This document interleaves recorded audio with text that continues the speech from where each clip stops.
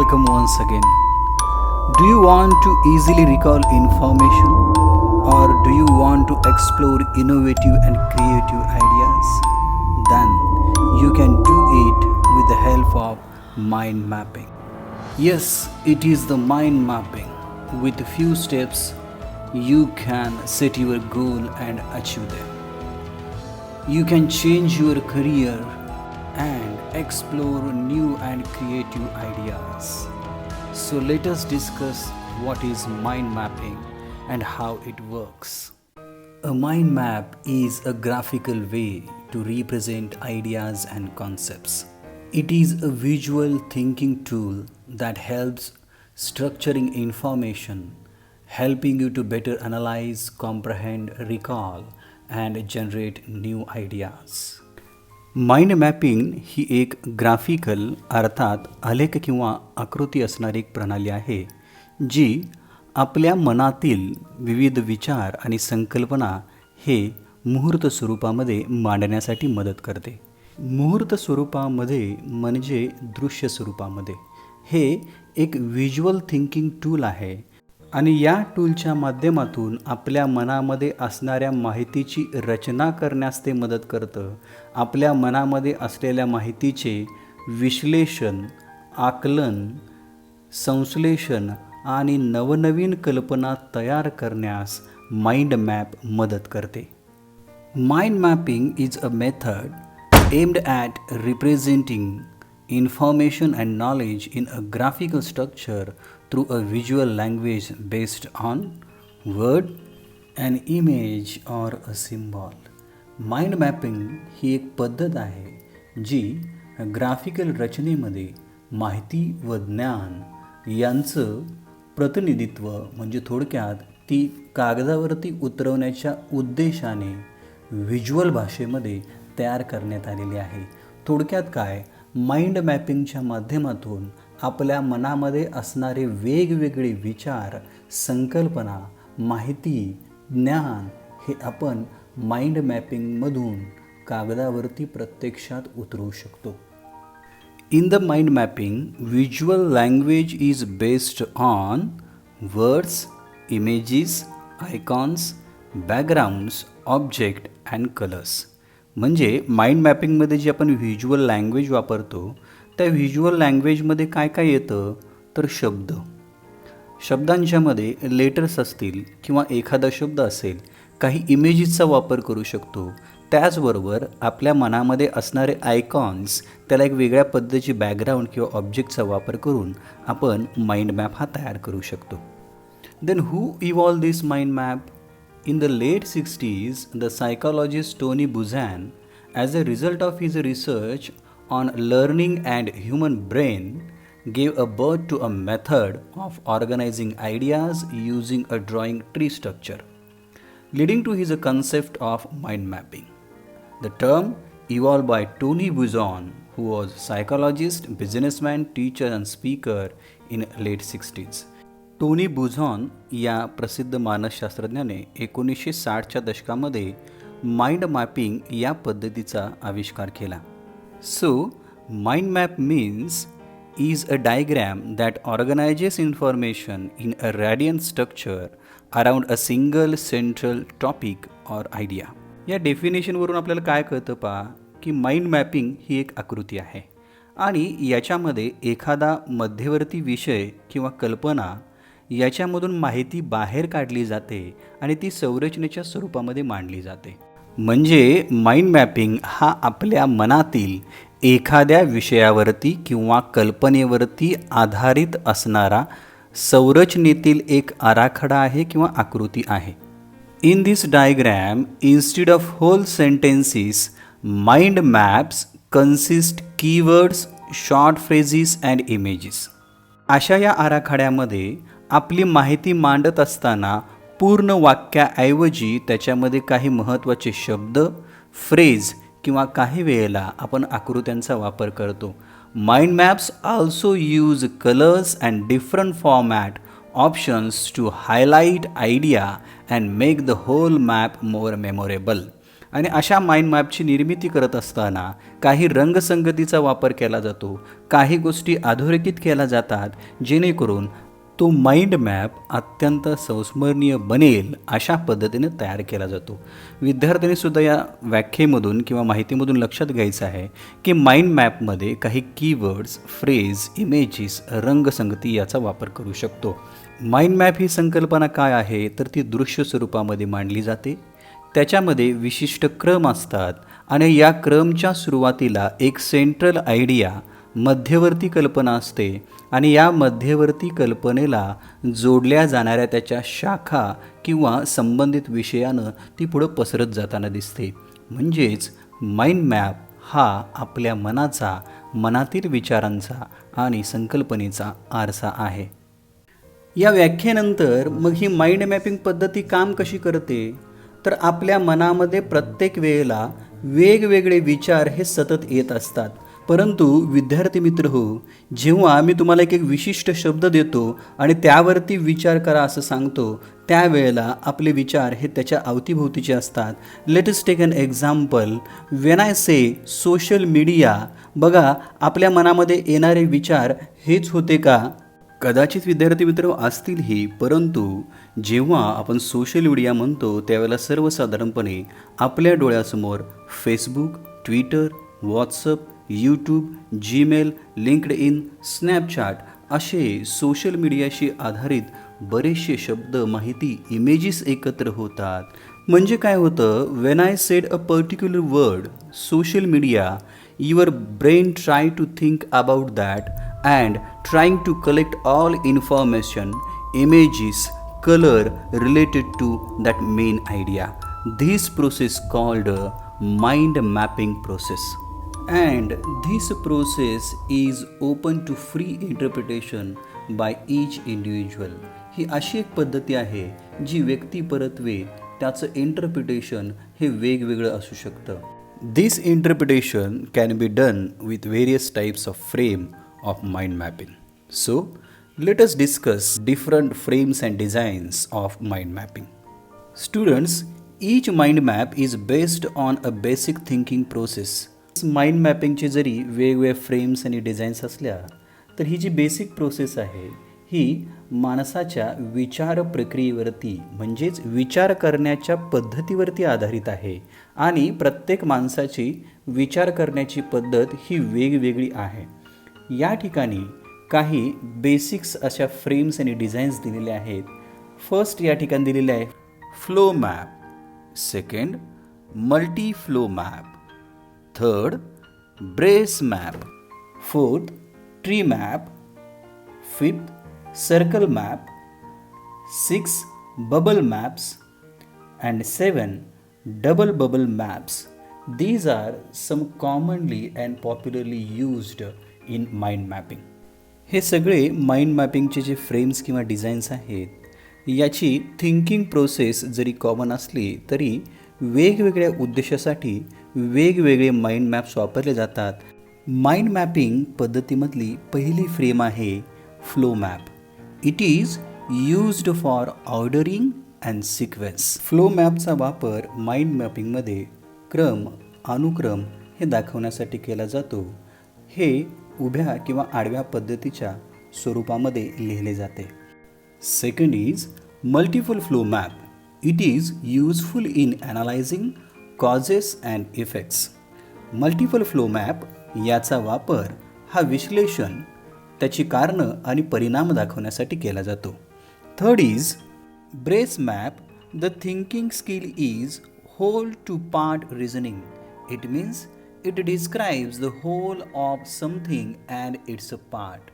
एखाद्या विशिष्ट भागांचं संपूर्णपणे वर्णन हे कंसाच्या माध्यमातून यामध्ये केलं जातं.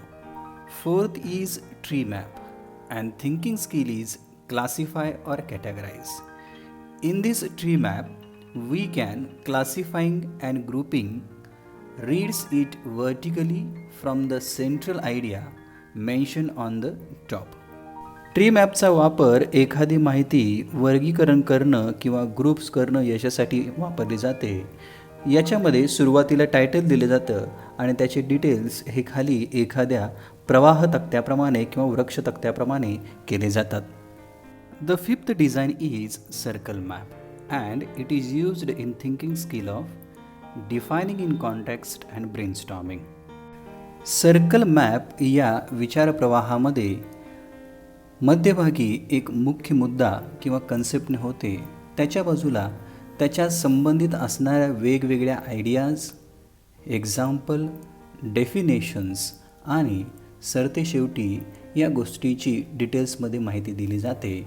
याचा वापर हा ब्रेनस्टॉर्मिंगसारख्या ॲक्टिव्हिटीजमध्ये केला जातो. Sixth, bubble map frame. Thinking skill is describing. Bubble map फ्रेमच्या माध्यमातून वर्णन करण्यासाठी याचा उपयोग केला जातो. It grows radially from a central circle. मध्यभागातून सममितीय पद्धतीनं याची वाढ होत असते. The last map frame is double bubble map, and the thinking skill is defining in comparing and contrasting. Double map या प्रोसेसिंग पद्धतीमध्ये तुलना आणि फरक स्पष्ट करण्यासाठी याचा वापर केला जातो. त्याचबरोबर काही सिमिलॅरिटीज दाखवण्यासाठी डबल मॅपचा उपयोग हा या ठिकाणी केला जातो. These are some mind mapping frames and designs. But the question, how does it works or what is the process of mind map? So student, let us go through the process of mind mapping with 5 simple steps. First, center or main idea. Second, branches of first level. Third, sub branches or twigs, second level. Fourth, examples or images or icons, third level. And fifth is links, that is a fourth level. Yes student, we can do mind mapping activity with the help of these 5 simple steps. So let us discuss 5 steps to creating a mind map. Mind map तयार करताना 5 steps आहेत, पायऱ्या आहेत, त्याचा आपण अभ्यास करायचा आहे. या साध्या आणि सिंपल 5 स्टेप्सनी आपण वेगवेगळ्या प्रकारचे माइंड मॅप करू शकतो. तर चला आपण पहिली पायरी बघूया. Steps to creating a mind map. First, start in the center, main idea. Circle or square at center of page with main idea. You can use an image or picture for your center idea. Mind मॅपिंगची पहिली step आहे की centre किंवा main आयडियापासून सुरुवात करा. पेपरच्या बरोबर मध्यभागी एखादा स्क्वेअर किंवा सर्कल काढून आपण याची सुरुवात करायची आहे. Second step is connect main branches. Attach main branches to the central image. Remember, make your branches curved rather than straight lined. Use one keyword per line. Use colors, images, icons throughout. जी दुसरी step आहे त्याला आपण त्या मुख्य मुद्द्यांशी इतर branches जोडायच्या आहेत. या branches जोडत असताना सरळ लाईनऐवजी कर्व लाईनचा वापर करायचा आहे, कारण की हा मेंदूमधल्या संरचनेप्रमाणे नॅचरली त्या दाखवायच्या आहेत. प्रत्येक लाईनला, प्रत्येक शाखेला एकच शब्द लिहायचा आहे. याच्यामध्ये वेगवेगळ्या इमेजेस, आयकॉन्स आणि कलरचा वापर आपण करू शकतो. Third step is add sub branch और branches. Connect the main idea with sub branches. It is a second level of mind mapping. It consists of adding sub-branches carrying ideas of sub-keywords. It means one word per line if possible. Main ब्रँचेसला sub branches या तिसऱ्या स्टेपमध्ये add करायच्या आहेत. ही second level आहे. यामध्ये विविध सब branches आपण ॲड करायच्या आहेत. या सब ब्रँचेसला जोडण्यासाठी फक्त आपण शक्यतो सब की वर्ड्स म्हणजे एकच शब्द वापरायचा प्रयत्न करायचा आहे. त्याचबरोबर सब ब्रँचेस ह्या प्रत्येक मेन ब्रँचेसच्या वेगवेगळ्या असू शकतात, कमी जास्त असू शकतात. After sub branches, fourth stage, add examples or tertiary branches. Connect the sub branches with third level branches which is called as tertiary branches or territory branches. The fourth stage consists of adding icons, images for the most significant keywords. या चौथ्या स्टेपमध्ये आपल्याला सब ब्रँचेसला तिसऱ्या लेवलवरती न्यायचं आहे आणि याला टर्टरी किंवा टेरिटरी ब्रँचेस असं सुद्धा म्हटलं जातं. याच्यामध्ये विशिष्ट टर्मसाठी आपण एखाद्या इमेजेस आयकॉन्स वापरू शकतो. या दिलेल्या माइंड मॅपमध्ये आपल्याला असे काही विशिष्ट आयकॉन दिसतील जे ती टर्म एक्सप्लोर करतात, ती टर्म दाखवतात. उदाहरणादाखल थिंकिंगसाठी आपण एक ब्रेनची इमेज दाखवलेली आहे, नंतर कम्युनिकेशनसाठी स्पीकर दाखवलेला आहे आणि ऑर्गनायझेशनसाठी काही ब्लॉक्स आपण दाखवलेले आहेत जे हे शब्द रिप्रेझेंट करतात. याच्यानंतरची 5वी आणि अंतिम स्टेज आहे माइंड मॅपिंगमधली add mental link. A mental link is an clear connection between 2 keywords of mind map. Mind मॅपिंगमधल्या 2 समान कीवर्ड्स यांचा संबंध दाखवण्यासाठी एक मेंटल लिंक प्रस्थापित केली जाते.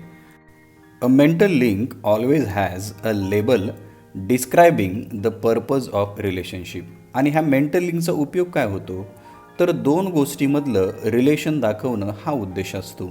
आपण फर्स्ट डायग्रॅममध्ये बघितलेलं आहे की फर्स्ट कीवर्ड आणि सेकंड कीवर्डमधला ज्या सब की आहेत त्याचा संबंध हा डॉट डॉट अशा पद्धतीनं लेबल मेंटल लिंक दाखवलेली आहे.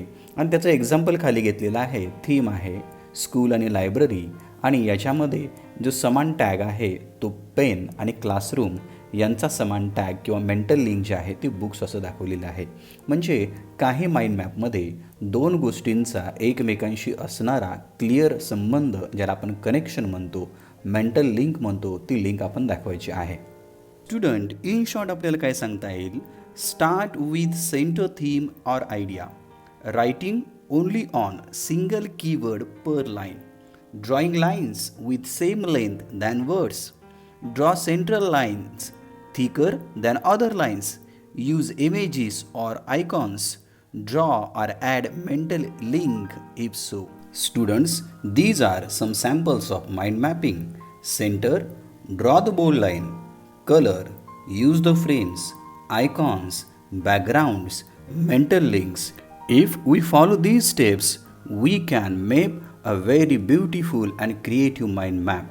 With these styles, you can make your mind map memorable and creative. Just to take a quick review of benefits of mind mapping. आपण आपला माइंड मॅप हा मेमोरेबल बनवू शकतो. कशा पद्धतीनं? Using colours, images and structure. We can engaging ourselves in a simple mind map with having a fun with that. आपण एक चांगल्या पद्धतीने व्हिज्युअल तयार करू शकतो. आपल्या आयुष्यातील काही विचार, काही संकल्पना याच्या डॉट्स आपण एकमेकाला जोडू शकतो. तो व्ह्यू आपण घेऊ शकतो. याच्यामधनं शिकण्यासारखा फायदा आहे. आपण teaching, note taking, note making यासारख्या ॲक्टिव्हिटीज करू शकतो. माइंड मॅपिंगच्या माध्यमातून क्रिएटिव्हिटीला जन्म दिला जातो. मनातील वेगवेगळ्या कल्पना आणि आपल्याला त्यामधनं प्रेरणा मिळते. आपल्या विचारांची एक असोसिएशन तयार होऊ शकते, ज्याच्यामधून ब्रेन स्टॉर्मिंगसारखी ॲक्टिव्हिटी निर्माण होऊ शकते. These are some benefits of mind mapping. Then what is it used for? Mind mapping allows to structure decision making, generate and organize ideas, take notes, share data, save time, see the big picture, increase individual and collective performance, synthesize a text, keep the expertise, help problem solving, reduce intellectual tiredness, put together information on the same material and medium. Mind मॅपिंगचा वापर हा थोडक्यात कशासाठी करून घेतला जातो? एखादी रचना संरचना निर्मितीसाठी, नवीन कल्पनेची मांडणी किंवा त्याचा विकास करण्यासाठी, नोट्स लिहून घेणे, माहितीची देवाणघेवाण करण्यासाठी, वेळ वाचणे, विषयाचा आढावा किंवा तपशीलवार मांडणी करण्यासाठी होतो. वैयक्तिक किंवा सामूहिक कामगिरीमध्ये सुधारणा होते. उतारा, माहिती, पुस्तक याचं संश्लेषण करता येतं. कौशल्याचा विकास असो किंवा समस्या निवारण आणि त्याच्या उत्तरासाठी माइंड मॅपचा वापर केला जातो. बौद्धिक ताण निवळण्यासाठी किंवा बौद्धिक ताण कमी करण्यासाठी, सोप्या पद्धतीने माहिती एकत्रित करण्यासाठी व साठवण्यासाठी माइंड मॅपिंगचा वापर केला जातो. मग एक माइंड मॅप कोण कोण वापरू शकतं? कुणासाठी उपयुक्त आहे? It is useful for school, colleges, companies, association, consultancies.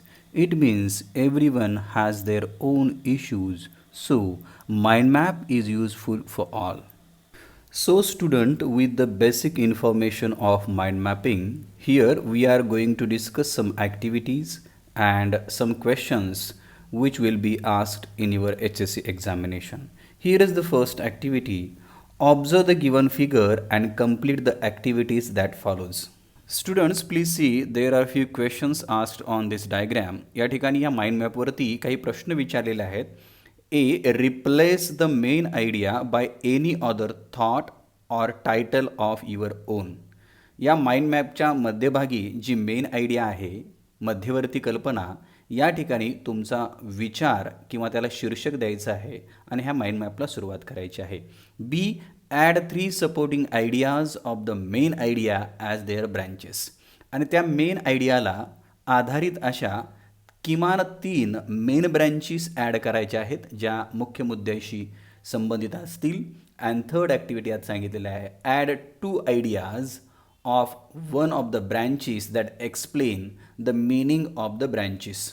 आणि नंतर त्या ब्रँचेसला ट्विग असं नाव दिलेलं आहे. पुढील छोट्या शाखा ॲड करायच्या आहेत ज्या ब्रँचचं एक्सप्लेनेशन असतील.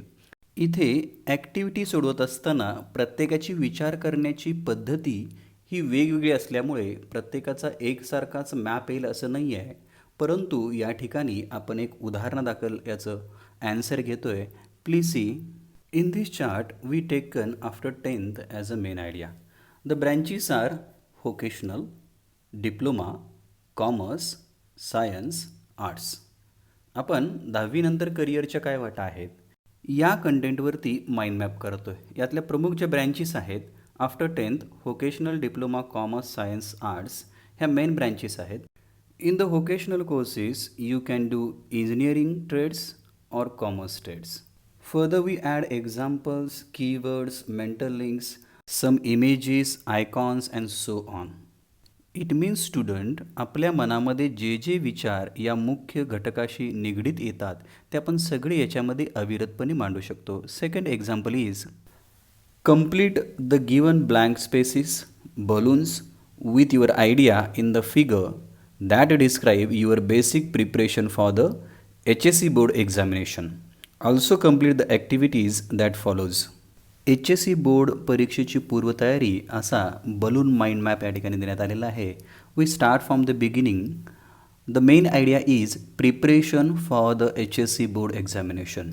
In our book, first branch is given that thorough reading all topics, and here we are going to discuss next answers.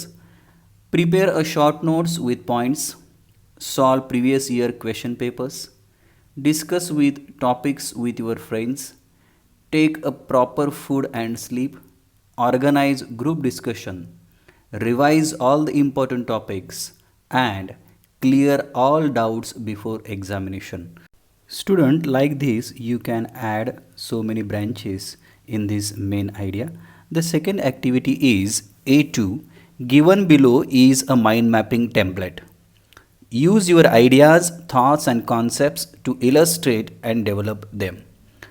Develop your ideas in the form of main branch, sub branches and tertiary branches respectively. खाली एक mind मॅपिंगचा template दिलेला आहे आणि याच्यामध्ये आपल्याला स्वतःची idea, thought किंवा एखादा कन्सेप्ट वापरून हा माइंड मॅप डेव्हलप करायचा आहे. याच्यामध्ये सेंटरला आहे मेन ब्रँच, त्याच्यानंतर त्याच्या सब ब्रँचेस आहेत आणि सब ब्रँचेसनंतर त्याच्या टर्टरी ब्रँचेस. अशा पद्धतीनं एक विचार घेऊन आपल्याला तो डेव्हलप करायचा आहे. आपण या ठिकाणी एक एक्झाम्पल बघूया की कशा पद्धतीनं हा माइंड मॅप डेव्हलप करता येईल. We have taken an example of developing healthy habits. Title आहे डेव्हलपिंग हेल्दी हॅबिट्स आणि याच्यामधला मेन कन्सेप्ट, मेन आयडिया आपण घेतलेला आहे हेल्थ. हेल्थ हा त्याचा मेन कंटेंट आहे. त्याच्या मेन ब्रँचेस कुठल्या आहेत पहा. हेल्थशी related stress, exercise, sleep, diet आणि help. We begin from exercise. एक्झरसाइजमध्ये टर्टरी ब्रँचेस आहेत. व्यायाम करत असताना आपल्याला काय करावं लागेल एक्स्ट्रा, वॉर्मअप, अरेबिक, स्ट्रेंथनिंग. दुसरी ब्रँच आहे स्लीप. स्लीपमध्ये आपल्याला इन्सॉम्निया आणि त्याचे कॉन्सिक्वेन्सेस. डाएटमध्ये आपण सब ब्रँचेस ॲड केलेले आहेत. Fruits, vegetables, low in fat. Next branch आहे हेल्प, डायटिशियन आणि doctor related to health. Next branch याच्यामध्ये आहे स्ट्रेस. स्ट्रेसमध्ये सब ब्रँचेस ॲड केलेले आहेत. Causes, solution, effects. कॉजेसमध्ये परत एक्झाम, रिलेशनशिप, वर्क्स. सोल्युशन जो हेल्थमध्ये स्ट्रेस आहे, आपल्याला ताणतणाव आहे, त्याच्यावरती पुढची स्टेप आहे सोल्युशन. आणि सोल्युशनमध्ये आपल्याला काय करावं लागेल? Yoga, set goals. या पद्धतीने आपल्याला माइंड मॅप हा डेव्हलप करता येतो. फक्त विद्यार्थ्यांनी एक काळजी घ्यायची आहे की कोणताही माइंड मॅप डेव्हलप करत असताना आपल्या ज्या ब्रँचेस ॲड केल्या जाणार आहेत, या ब्रँचेस मेन कंटेंटशी कनेक्टेड असायला पाहिजेत. तसेच त्याच्यामध्ये एक प्रकारची सुसूत्रता आली पाहिजे. आता डेव्हलपिंग हेल्दी हॅबिट्स हा मी माझ्या पद्धतीने तयार केलेला माइंड मॅप आहे. तुम्ही प्रत्येकाने केलेला माइंड मॅप हा वेगवेगळ्या प्रकारचा असू शकतो, पण त्याचा मेन पॉईंट हा हेल्थ आहे आणि सब ब्रँचेस त्याला सपोर्टिव्ह कंटेंट हा असणार आहे. Let us see another example of mind mapping. A3.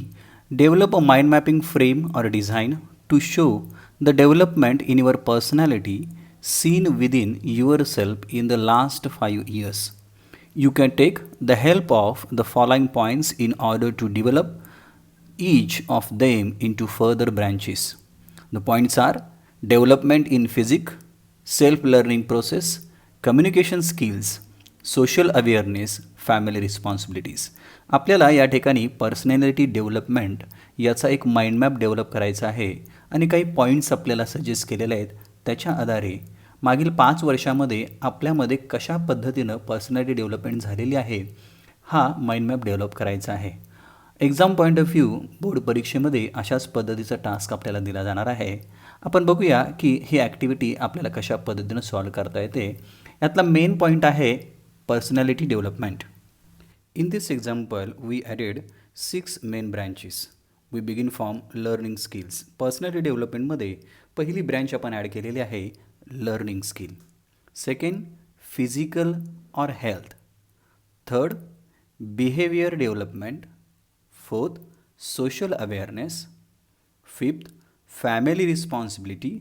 And sixth, communication skill. So let us start with learning skill. या लर्निंग स्किलमधून आपल्याला काय समजलं गेल्या 5 वर्षामध्ये? Dealing with the problem. I learn how to deal with problem.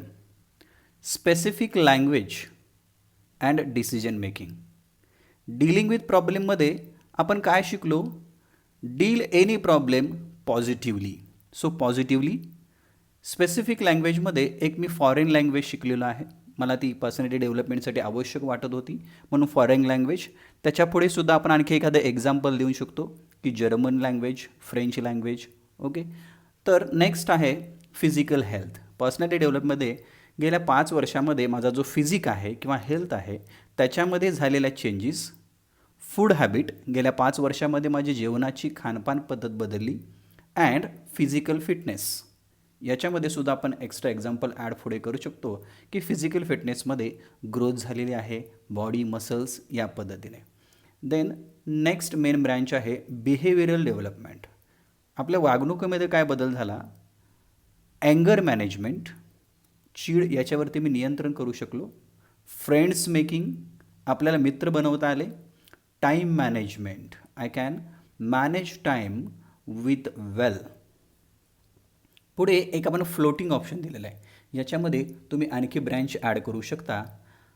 पुढे आपण main branch घेतलेलं आहे सोशल अवेअरनेस. गेल्या 5 वर्षामध्ये सामाजिक जाणीव ही माझ्यामध्ये डेव्हलप झालेली आहे. त्याच्यामध्ये रिस्पॉन्सिबिलिटीज अँड डोनेशन्स.